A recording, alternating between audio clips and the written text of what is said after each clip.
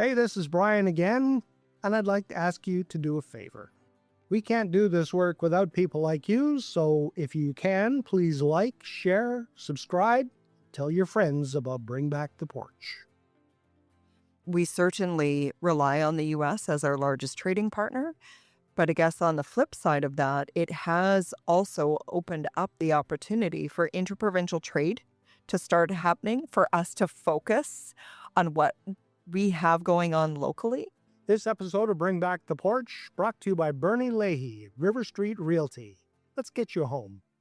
Well, I can't believe that it has taken 130 plus episodes before we could have Lisa Dressler from the Southeast Chamber of Commerce in as a guest. Thank you for having me. Where have you been? Well, What have you been doing? just a couple blocks away. I know. There's always lots going on, and I'm so pleased that you reached out for the opportunity to connect, because this has certainly been something that I've been watching from the sidelines, and something I've certainly wanted to see get off the ground and very supportive of. So seeing local stories come to life through Bring Back the Porch and local organizations, be able to have that voice and to be able to have that time to connect with community through podcasts, through YouTube, and just get that message out there in a different way.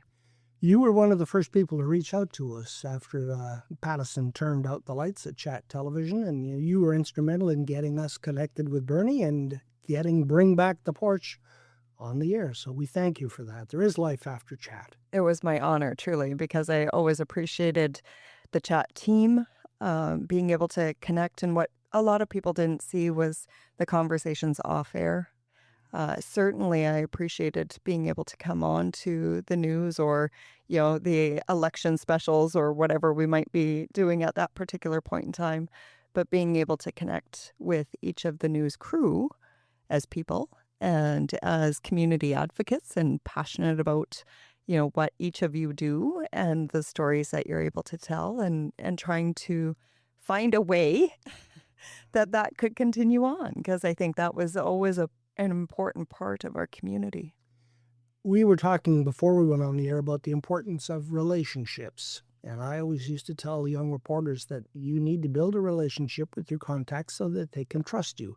And this is one way that we are building relationships, is through Bring Back the Porch. And you've been busy building relationships, most recently at a special conference out in Whistler, BC. Yeah, we have been busy the last couple months. So from a conference in Whistler to our local trade show here in Medicine Hat, up to Edmonton for meetings with ministers and different dignitaries, and then continuing on, those conversations as time goes on. So we had the opportunity to showcase our community out at the ICSC conference, which essentially is a developer conference. It brings developers from across North America, particularly for that one, to create relationships, connections. For us, it was about showcasing our community and showing off Medicine Hat and Southeast Alberta to potential investors and developers, and again, making those points of contact. But the real work not only happens at the conference, but after the fact, and maintaining that communication and follow-up and connection to ensure that if the time isn't right now, perhaps, it might be a year from now or 2 years from now. And you never know what those contacts and connections will bring down the line when you establish a rapport and relationship, and you showcase the assets that we have. And one of the things that I was really pleased with was, the accolades that we had. So there was a number of people I had the opportunity to speak with that said, "Oh, you guys have a lot going on in Southeast Alberta." And of course, for those that weren't familiar with Medicine Hat, I am a huge champion for this area, and being able to showcase that and talk about it and why people should come out here, and just being that ambassador. Yeah. Business environment in Medicine Hat, good or bad? So we haven't seen the same kind of growth as other areas of the province. And I think we often hear that from the business community, is when are we going to see some of that growth? When are we going to see economic development really happen? Because obviously we want growth within our commercial sector. It helps everybody when you see commercial growth. Our businesses are the ones that support our social sectors and charitable organizations through donations or volunteer time. They give back to the community. Their tax base contributes to the services that we enjoy each and every day. So commercial growth is certainly important, and we haven't seen the same levels as some of our other mid-sized municipalities in Alberta. And so I think there's that sentiment that hampers, some of the positive news or positive that we can kind of tap into, and looking at the businesses that we do have, and retention being really key.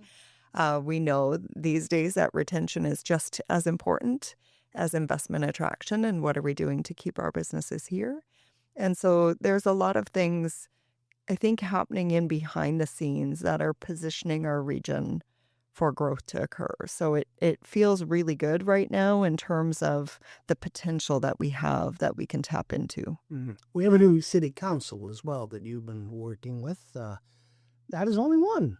And you just pointed it out before we went on the air, and I have, slapped my hand for forgetting that there are other councils out there that you also liaise with. Yes, so we have 8 different municipal councils within our Southeast Alberta area. So you're right, Medicine Hat is just one of those 8. During the elections, I remarked that I was dealing with 87 different candidates via email and trying to coordinate the forums that we had and ensure that we had established those connections and offered them our congratulations post-election.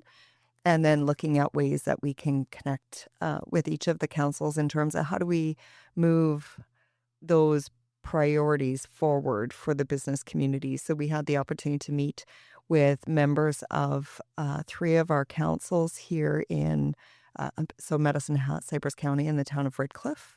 And just, again, it comes down to relationships, making sure that we establish that contact point and those relationships between council and our board of directors first and foremost. We'll be going to present to the city of Brooks next week on the 23rd. We'll be meeting with the town of Bassano on the 26th.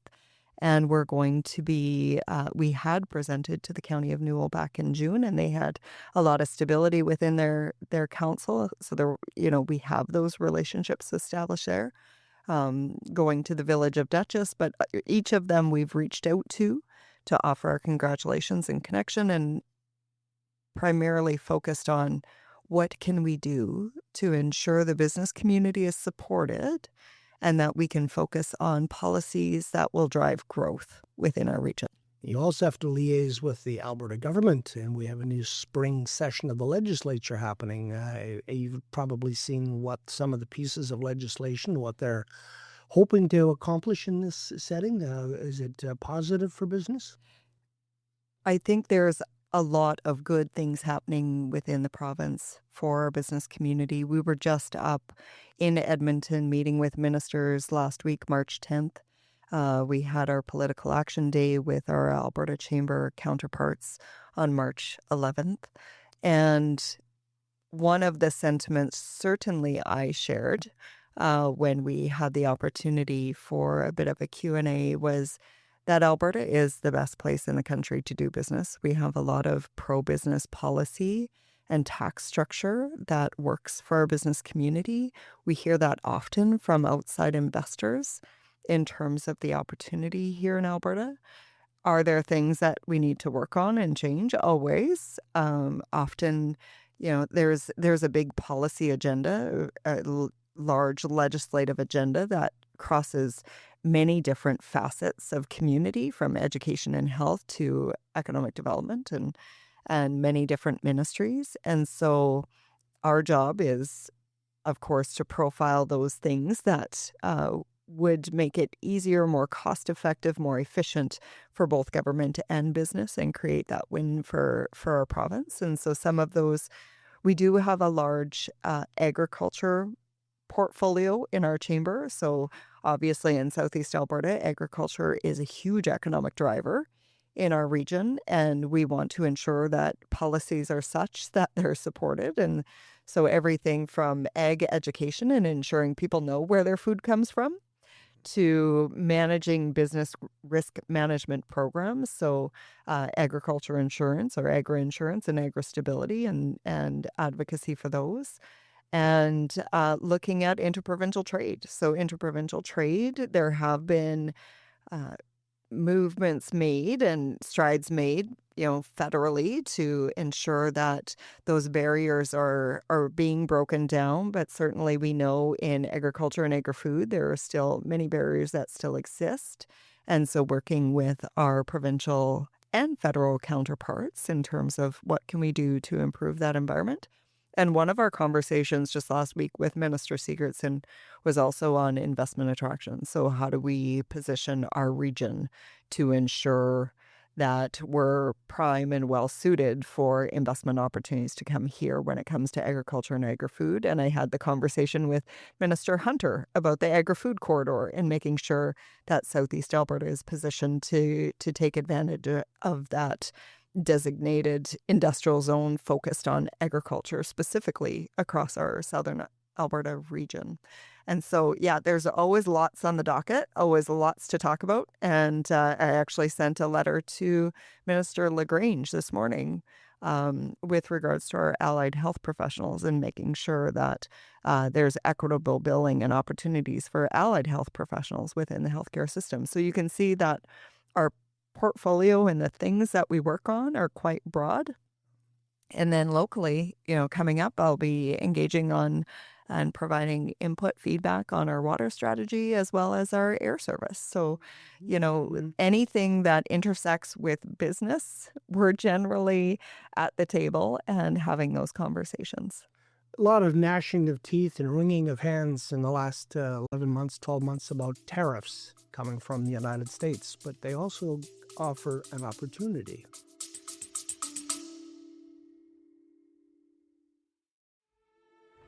Let's pause for a moment so we can share some exciting news. We're proud to announce that our work here at Bring Back The Porch is getting noticed. From October to the end of January, our videos and reels viewed more than 1 million times. Some of those viewers could be your customers, so sponsoring Bring Back The Porch is a great way to get your message in front of them too. If you'd like to support our work here at Bring Back The Porch, we ask you to go to our website at bringbacktheporch.com and follow the links. Thank you for your support.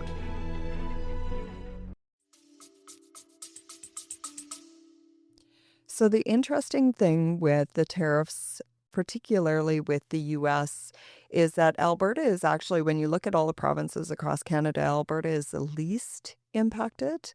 I certainly don't want to understate the impacts that those have for any businesses that aren't protected under the Canada-US-Mexico trade agreement. And I think 2026 is going to be a pivotal moment in time in terms of what that negotiation looks like and what those trade agreements will look like moving forward, because we certainly rely on the U.S. as our largest trading partner. But I guess on the flip side of that, it has also opened up the opportunity for interprovincial trade to start happening, for us to focus on what we have going on locally. When we look at things like defense spending and trade agreements with other countries, we are prime when we look at Southeast Alberta and that Eastern Alberta trade corridor from Cold Lake to Wainwright to down to Suffield and what we have across our region. I think it is about positioning and making sure that we amplify our voice and the opportunity that we have here, and that we're ready for those opportunities and ready, willing, able Yes. to take that on. So yes, with every challenge, there's always an opportunity on the other side. So it is positive to see some of those trade negotiations happening on a global front. And certainly as a business community, we lean on the Canadian Chamber of Commerce often is right alongside and in those involved in some of those same conversations on an industry side that government would be having with their counterparts in other countries. World events have put more focus on defense. We do have CFB Suffield here. We have the drone industry as well here. So those are two pretty good chips that we can play. We have amazing assets in this region. So we talked a little bit about agriculture and agri-food, but another huge sector is aerospace and defense. So when we look at aviation and the development in the drone industry and defense and DRDC, so seeing what's happening with Battis and, the reinvestment by Battis and CFB Suffield and DRDC and having the largest live fire training base in NATO, I think all speaks to, again, the resiliency, strength, and assets that we have in Southeast Alberta that often, fly under the radar. And then the beyond visual line of sight out in foremost. Without airspace, we have a very unique airspace that, again, positions us well for opportunities out there. Yeah. Taxes. We have seen city taxes go up. The city budget was presented, and it was 5.6%, I think, property tax increase. And then now the province has added more onto the education portion of that. That does hurt people and their buying power. So that is one challenge that you have to face, I guess.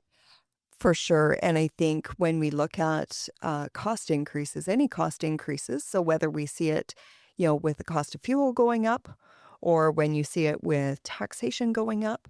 But one of the things we certainly keep an eye on is what's happening across the rest of the country. And I can state that, we watch other municipalities in Alberta. We analyze, what is happening with different rates across our province, but also across the country.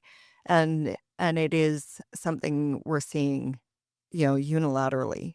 There isn't, necessarily a pocket out there where, they're necessarily in a more favorable position, and some communities are being hit even harder with the education requisition. And I think it is important to note that as our province grows and as classrooms, as there are more families and individuals that need education, that is going to put a strain on our education system. And as communities request more schools and more teachers, and there is a reciprocal cost to that. You can't have more services or more capital expenditure or more infrastructure without that cost being covered. Now, my hope is with fuel costs, with, the price of oil and gas, that's going to help some of those royalties and some of the revenue coming into the province as well. And so, as soon as, yes, we see it at the pump, but anytime I see that, I also look at, okay, how's that going to affect the provincial budget? And then when we look at municipal budgets, I think what a lot of people perhaps don't always see is the whole process of municipal budgeting. So it actually starts at the strategic planning stage. What are the priorities for our community? What does our community want for services? And, what parks, trails, roads, infrastructure, and what are those needs that we need to ensure we maintain? But also, what are the growth opportunities and what does that cost? And that comes from a strategic planning stage. So right now with municipalities is a really critical time because we just had the election. Municipal councils typically meet within that first quarter of the new calendar year for strategic planning. That then gives the direction to administration for their business plans and the budgets that they'll now start to create, which then creates the environment for what the tax rate will be. So it actually starts at the strategic planning stage. You move to that budget and business planning process, which then council approves in the fall. And then we look at our assessment base. So what are our properties actually worth in the city? And that's both residential and non-residential and multifamily. And so when we look at the property values in the city, then it's up to administration to apply a mill rate to the value of their properties because that budget has already been approved, right? And so the tax rate is essentially an outcome of the budget. So if you want to really influence change, it's got to happen at the strategic planning stage. In the beginning. Right in the beginning, in terms of what do we want as a community? What does that cost? And then what are the business plans and budgets? Because the assessment is a value that's set the price of your home, the value of your home, the value of your business, that's an assessment. That's a market value approach. And then the mill rate is essentially applying the tax rate so that we can actually, bring in the budget dollars that are required. So it starts a lot sooner, and I think most people start, the process or the advocacy side when they get their tax rate or their tax bill in the mail in June, but it starts much, much sooner than that. And we really have to have the conversations as a community in terms of what do we want, what does that cost, and what are the revenue sources to bring that money in. One of the opportunities that the City Council in Medicine Hat is looking at right now is the Sama Solar Project. They have voted in favor of moving forward with the next phase involving, I think, borrowing $165 million, and that had a lot of people's eyes opened. But it's what they're not telling us right now, that they can't tell us, that intrigues me, because we saw in the campaign many councillors who said, no, I don't want this project. But when it came to a vote, they were all unanimous. So it tells me there's underlying currents there. They've got something maybe on the line. I don't know. But I think that is one of the things we're going to have to watch carefully in 2026. We do have a session coming up with City of Medicine Hat, the Energy Division specifically, to take a deeper dive into, some of that information. Obviously, we only have access and can ask questions similar to anybody else in terms of what's publicly available. We don't get confidential information either. But when you look at the motion that was approved, there were guardrails to that. There was very specific things that needed to occur for that to move forward, which when you read between the lines gives some indication of the why behind that. There's also the Energy Transition Reserve, like there's reserve funds that have been set aside specifically for the purpose of energy diversification, because we know natural gas is a non-renewable resource. We're buying off the market in terms of our natural gas, so there's a cost to that. And so how do we look at diversifying that portfolio? We certainly know that we've had a lot of members and investors approach us to say we need green energy, we need diversified energy, we need more options in the market, because when you look at carbon pricing, it's not just something that the province is planning for or the federal government. There's actually global targets that are in place that countries have to meet, and there's certain things that need to be done. So, and companies also have ESG requirements and metrics and targets. And so green energy, when they're looking at investment, expansion, different opportunities, they also need to ensure that their, energy mix is diversified. It's why you see a lot of, very traditional oil and gas companies moving into more diversified energy portfolios. And so again, we have to look at what does that mean for our region and how do we ensure that we do stabilize our rates long term, because we know, the price of gas is increasing.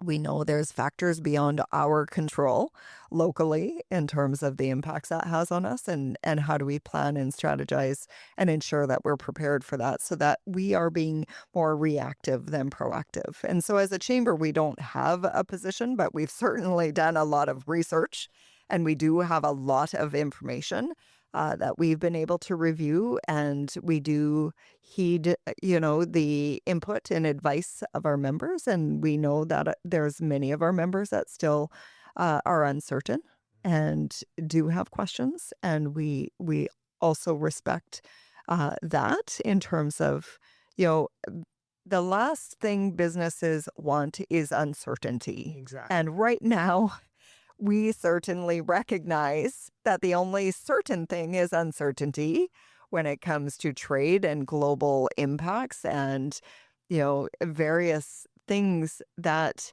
have a ripple effect, on our economy and our pockets and our bank accounts and our budgets. And some of those things are beyond our control. So we always have to look at what can we control. Yeah.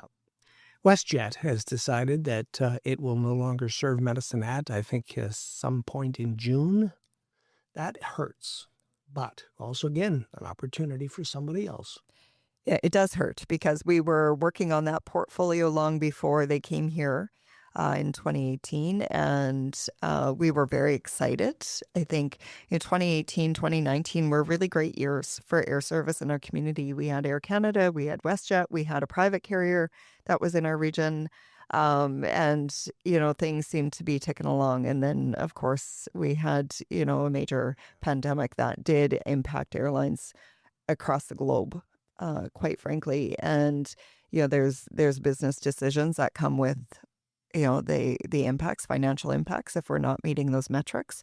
I think there was certainly lots of concerns in our community in terms of reliability and frequency and connections, and that impacts the amount that people will use a local service if they're not meeting their individual needs in terms of, again, reliability and connection, and making sure it's cost effective and affordable for people to travel out of our local airport. I traveled out of our local airport at any opportunity, where I was traveling, just because I know if you don't use the service, you lose it. And it takes about, 6 to 7 years is the statistic I was given to get an air service back once you've lost it. However, it is about looking at other carriers, looking at other opportunities. We had some great success with our airport in terms of the overall utilization of the airport, but having a carrier, a passenger carrier in our region is important, and there are other carriers out there, and we've been having meetings about what are the next steps and how do we advocate and what does that look like. There was funding set aside in the provincial budget for regional air service. We've had conversations, and it's just a matter of, okay, what does it look like now and what can we do? Again, going back to what's in our control and what can we do now, because we certainly know that air service is an economic driver, and it is important to have that connectivity to international markets, and our larger companies certainly prioritize and want to see good regional air service here. Yeah. Another way to get around is by rail, and we lost our passenger service here in 1990.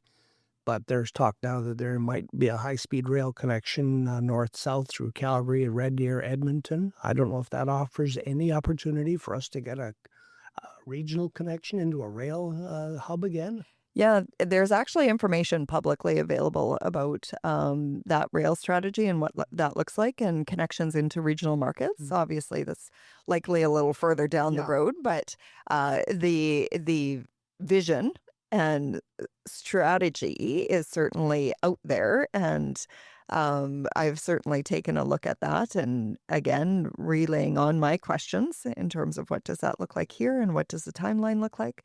But certainly being able to have bus and shuttle service and those services at least to get you to where you need to be in the meantime. Yeah. For about 46 years now, there's been an elephant in the downtown, and that has been the property at 601 First Street. Vacant. They tried to make it into a gathering place through some of the funding that came through as a result of COVID. There's a canopy over it now, but that property needs to be developed. Yeah, so the chamber has had a long-standing policy position to develop that and to ensure that that is developed by private industry. And there have been a lot of barriers put up on that property that have prohibited private development from moving forward. There have certainly, I've seen proposals and I've seen plans, and really great plans for that property. And there have been a few over the years. And so the chamber had developed a position to say, hey, take the guardrails off, allow, let the market decide, let private development decide. Because generally, development knows what's best. They're not going to do something that's not going to be successful or profitable. And so opening that up to private industry. So put it back on the market. Let's get some movement there. And we also have another policy on underutilized land in the city, because, again, we do have a lot of opportunity when we look at cost control. you want to be able to develop land or underutilized land in the city because there is services already there and available. So you're not having to put new infrastructure in. And so we want to ensure that we're maximizing what we have. 2025 was an anniversary year for the Chamber of Commerce, and I know you had lots of celebrations, and maybe we'd like to celebrate that right now. Well, I appreciate that, Brian, because we had a lot of success. We celebrated our 125th year in business. And I know you're a history buff and you love, the historical references. And certainly the Chamber has been involved and part of a lot of the development of our community. I always joke that the Chamber existed before the city was a city. It did. Before the province was a province. We were actually established in the district of Assiniboia back in 1900, May 1900. And so our anniversary year was a way to commemorate that. So we had 6th Avenue actually renamed to Commerce Way. And certainly indicative of the businesses that have been along that street. And there was an Our Town episode that highlighted that, which I very much appreciated. We have a historic building. We were able to launch our legacy fund to support future entrepreneurs through charitable purposes through the Community Foundation of Southeast Alberta. We hosted the Alberta Chamber Provincial Conference. We were recognized as Chamber of the Year and one of the fastest growing chambers in Canada. So there was so much to celebrate within our legacy year, our 125th year. So we've actually captured a lot of that information on our website. If people go to southeastalbertachamber.ca and go to the About Us section, they'll see a legacy page that highlights some of those successes. And the trade show most recently was well attended. Our trade show is the largest and longest running trade show in Southeast Alberta. We introduced another one in Brooks in the fall, but we were really pleased to see this last trade show, sold out trade show, filling the Auditorium Pavilion Fieldhouse at the Medicine Hat Exhibition and Stampede Grounds. It's interesting because we collected postal code data this year. We do it through our ballots to try to track where traffic is coming from. And the last time we did it was, I believe it was 2018-19 that we did kind of a map. And we have that through our annual reports on our website. But we've attracted people from coast to coast to coast and even down, into the U.S. A lot of our traffic does come from across southern Alberta and southern Saskatchewan, but we certainly attract, as far up as northern Alberta to come down to our trade show. So really positive sentiments about, 7,000 people are pretty typical, hoping to continue to grow that and grow the attendees. But I always say the biggest thing is how do our businesses do? How, it's a way to showcase commerce and trade and new concepts, new ideas, and really to connect consumers with our business community. And to start those relationships. Absolutely. Bring right back to where we started the conversation. Well, and it's amazing because I will regularly talk about the importance of connection and relationship. So whether that's through the work that we do in the chamber, and we do reference our members as part of our chamber family because it often feels like family when you connect and you build that rapport with people and you know what makes them tick and what they're looking for and what their hopes and dreams are.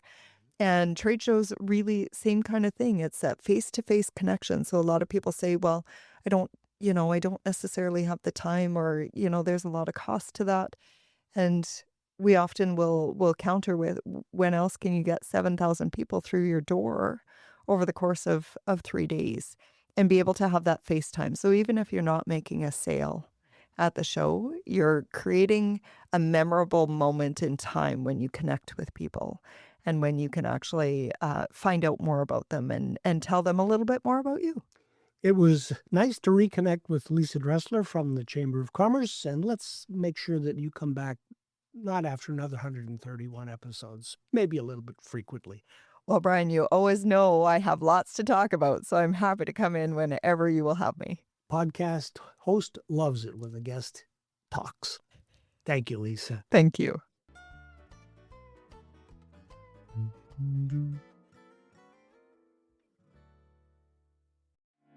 Hey, this is Brian again, and I'd like to ask you to do a favor. We can't do this work without people like you, so if you can, please like, share, subscribe, tell your friends about Bring Back the Porch.